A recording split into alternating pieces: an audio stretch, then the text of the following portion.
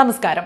ജനങ്ങളെ പരമാവധി പിഴിയാൻ ഇൻഷുറൻസ് കമ്പനികളും പ്രൈവറ്റ് ആശുപത്രികളും ഒറ്റക്കെട്ടാണ്. എങ്ങനെയും പാവം രോഗികളെ പിഴിഞ്ഞ് കാശുണ്ടാക്കുക എന്ന ഒറ്റ ചിന്താഗതിയെ അവർക്കുള്ളൂ.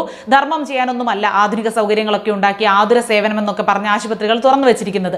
എല്ലാ ആശുപത്രികളും ജനങ്ങൾക്ക് നൽകുന്നത് സേവനമല്ല, ചെയ്യുന്ന ജോലിക്ക് പരമാവധി കൂലി അവർ ഈടാക്കുന്നുണ്ട്. ഒരു ചെറിയ അസുഖമായിട്ട് പോലും, അതായത് ഒരു പനി പിടിച്ച ഒരാൾ ആശുപത്രിയിൽ ചെന്നാൽ ഒരു ഡോക്ടറെ കണ്ട് ഗുളികയും മരുന്നും വാങ്ങി പുറത്തിറങ്ങണമെങ്കിൽ ഏറ്റവും കുറഞ്ഞത് 2000 രൂപയാകും. പ്രൈവറ്റ് ആശുപത്രിയുടെ കാര്യമാണ്. ഡോക്ടറെ കാണുന്നതിന് പണം, മരുന്നും ഗുളികയും ഒക്കെ വാങ്ങുന്നതിന് പോരാഞ്ഞ് 2000 തികയ്ക്കാൻ വേണ്ടി രക്തപരിശോധനയും നടത്തും. ഇനി നടുവേദനയോ മുട്ടുവേദനയോ ഒക്കെ ഉണ്ടെങ്കിൽ സ്കാനിങ് വരെ നടത്തും. സ്കാനിങ്ങും കൂടി ആയാൽ 10,000-ലൊന്നും ഈ തുക നിൽക്കില്ല. രോഗിക്ക് അല്പം ക്ഷീണം ഉണ്ടെന്നവർക്ക് തോന്നിയാൽ ട്രിപ്പിട്ട് കാഷ്വാലിറ്റിയിൽ 2 മണിക്കൂർ കിടത്തും. അതിനും ഒരു 3000 തൊട്ട് 4000 വരെ ഈടാക്കും. പരമാവധി ഒരു ദിവസം കിടത്താൻ ശ്രമിക്കും. അപ്പോൾ പിന്നെ 2000 രൂപ മുറിവാടകയും കിട്ടുമല്ലോ. സ്ത്രീകളാണെങ്കിൽ വയറുവേദനയും നടുവേദനയൊക്കെ ആയിട്ട് ചെന്നാൽ അഡ്മിറ്റ് ആക്കും. വേണ്ടി വന്ന സർജറിയും നടത്തും. കൊട്ടാരക്കരയിലെ ഒരു ആശുപത്രിയിൽ വയറുവേദനയുമായിട്ട് ഒരു യുവതി പോയി. അവരെ അവിടെ അഡ്മിറ്റ് ചെയ്തു. വേദന മാറാൻ ഇഞ്ചക്ഷനും മരുന്നും ഒക്കെ കൊടുത്തു. പിറ്റേ ദിവസം രാവിലെ നഴ്സുമാർ രക്തം പരിശോധിക്കുന്നതിന് വേണ്ടി വന്നു. രക്തം എടുക്കാൻ ചെന്നപ്പോൾ ഈ രോഗിക്ക് ഒരു സംശയം തോന്നി ചോദിച്ചപ്പോഴാണ് ഡോക്ടർ ഓപ്പറേഷൻ എഴുതിയിരിക്കുകയെന്ന് അവരറിയുന്നത്. അതായത് ഇവരുടെ ഗർഭപാത്രം എടുത്ത് കളയുകയാണെന്ന് രോഗിയോട് അപ്പോഴാണ് പറയുന്നത്. രോഗിയോട് പറയാതെയും അവരുടെയോ അവരുടെ കുടുംബത്തിന്റെയോ അനുവാദം വാങ്ങിക്കാതെയും ഓപ്പറേഷൻ നടത്തി ഭീമമായൊരു തുക ഈടാക്കാനായിരുന്നു അവരുടെ പദ്ധതി. ഒടുവിൽ രോഗിയും ബന്ധുക്കളും ഓപ്പറേഷൻ വേണ്ട എന്ന നിലപാടെടുത്തതുകൊണ്ട് ഓപ്പറേഷൻ നടന്നില്ല. എന്നിട്ടും 4 ദിവസം അവിടെ കിടത്തി 15000 രൂപ ബില്ലായി. അത് ഇൻഷുറൻസ് കമ്പനിക്ക് കൊടുത്തപ്പോൾ അവിടുന്ന് റിജക്റ്റ് ചെയ്തു. കാരണമായി പറഞ്ഞത് കിടത്തി ചികിത്സിക്കാൻ തക്ക കാരണമില്ല എന്നാണ്. അത് ഡോക്ടറുടെ പകയാണെന്നാണ് ഈ രോഗികളുടെ കുടുംബം പറയുന്നത്. കാരണം സർജറി നടത്താൻ പറ്റാത്തത് കൊണ്ടുള്ള പക ഡോക്ടർ തീർത്തു എന്നാണ് പറയുന്നത്. രോഗിയുടെ കയ്യിൽ നിന്ന് ഒടുവിൽ പൈസയും അടപ്പിച്ചു.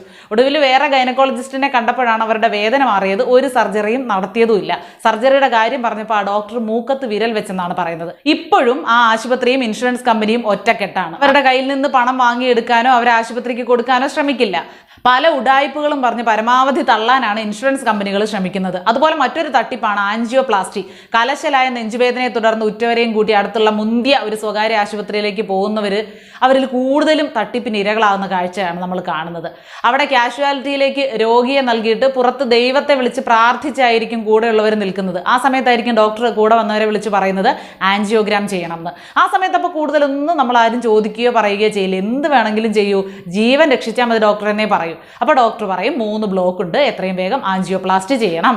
ഒരു ബ്ലോക്കിന് 60,000 വെച്ച് 1,80,000 രൂപയാവും. അത് പെട്ടെന്ന് തന്നെ അടയ്ക്കണം എന്ന് പറയും. അത് സംബന്ധിച്ച് പുറത്ത് വന്ന് കടം വാങ്ങിയോ പണയം വെച്ചോ ഒക്കെ നമ്മൾ കാശടയ്ക്കും. ഒരു രോഗിയോ അവരുടെ ബന്ധുക്കളോ ആൻജിയോഗ്രാമിന്റെയും ആൻജിയോപ്ലാസ്റ്റിയുടെയും CD ചോദിക്കില്ല എന്നുള്ളതാണ്. ആശുപത്രിക്കാർ തരുന്നുമില്ല. നേരത്തെ പറഞ്ഞല്ലോ 3 ബ്ലോക്ക് ഉണ്ടെന്നും അത് നീക്കിയെന്നും. ബ്ലോക്ക് നീക്കാൻ സ്റ്റെൻഡ് ആണ് ഉപയോഗിക്കുന്നത്. ഇതിന് നമ്മുടെ രാജ്യത്ത് 7,000 രൂപ മുതൽ 30,000 രൂപ വരെയാണ് വില. ഏത് സ്റ്റെൻഡ് ആണ് ഉപയോഗിക്കുന്നതെന്ന് ആരും തിരക്കുന്നില്ല. ഏതാണ് ഉപയോഗിച്ചതെന്ന് ആശുപത്രിക്കാർ നിങ്ങളോട് പറയത്തുമില്ല. അത് ചോദിക്കാനും അന്വേഷിക്കാനും നിയമപരമായി നമുക്ക് അവകാശമുണ്ട്. പക്ഷെ ആ സമയത്ത് അത് ചോദിക്കാനോ പറയാനോ ആരും നിൽക്കില്ല. ഉപയോഗിക്കുന്നത് ഇൻഷുറൻസ് കവറേജ് ഉള്ള സ്റ്റെൻഡ് ആയിരിക്കണം. അത് അങ്ങനെ ആയാൽ വലിയൊരു ഗുണമുണ്ട്. അത് പലർക്കും അറിയാത്ത കാര്യമാണ്. ഉപയോഗിക്കുന്നത് ഇൻഷുറൻസ് ഉള്ള സ്റ്റെൻഡ് ആണെങ്കിൽ 6 മാസത്തിനകം വീണ്ടും ബ്ലോക്ക് ഉണ്ടായാൽ അത് നീക്കാൻ 1 രൂപയും കണ്ടെത്തേണ്ടതില്ല. 1 വർഷത്തിനുള്ളിൽ ഹൃദയ ശസ്ത്രക്രിയ വേണ്ടി വന്നാൽ പോലും അതിനും 1 പൈസയും ചെലവഴിക്കേണ്ടതില്ല. അതെല്ലാം ഈ സ്റ്റെൻഡ് കമ്പനി ഇൻഷുറൻസ് വഴി ചെയ്യും. അത് അവരുടെ കടമയാണ്. പക്ഷെ സർക്കാർ ആശുപത്രി ഒഴികെ മറ്റൊരിടത്തും ഇത്തരം ഇൻഷുറൻസ് ഉള്ള സ്റ്റെൻഡ് ഉപയോഗിക്കാറില്ല. ഉപയോഗിച്ചാൽ ചെയ്ത ചികിത്സാ കാര്യങ്ങളൊക്കെ കമ്പനിക്ക് നൽകേണ്ടി വരും. അപ്പോൾ ചികിത്സയിൽ നടക്കുന്ന കള്ളത്തരം നടക്കില്ല. ബ്ലോക്ക് നീക്കാൻ നിങ്ങളിൽ നിന്ന് വാങ്ങിയത് നിങ്ങളുടെ ജീവിത സമ്പാദ്യത്തിലെ പരമാവധി തുകയാണ്. ഒരുപക്ഷെ ഉപയോഗിച്ചതോ ഇൻഷുറൻസ് ഇല്ലാത്ത സ്റ്റെൻഡ് ആയിരിക്കും. എപ്പോഴും ആൻജിയോപ്ലാസ്റ്റിക്ക് മുന്നേ ഇൻഷുറൻസ് ഉള്ള സ്റ്റെൻഡ് ഉപയോഗിക്കാൻ ഡോക്ടറോട് പറയുക തന്നെ ചെയ്യുക. അത് കഴിയുമ്പോൾ ആൻജിയോപ്ലാസ്റ്റിയുടെ CDയും സ്റ്റെൻഡിന്റെ ഇൻഷുറൻസ് ഡീറ്റെയിൽസും ആവശ്യപ്പെടുക. ആശുപത്രികളുടെ തട്ടിപ്പൊഴിവാക്കുക. ഈ ഒരു വിവരം നിങ്ങൾ പരമാവധി ഷെയർ ചെയ്യണം കേട്ടോ.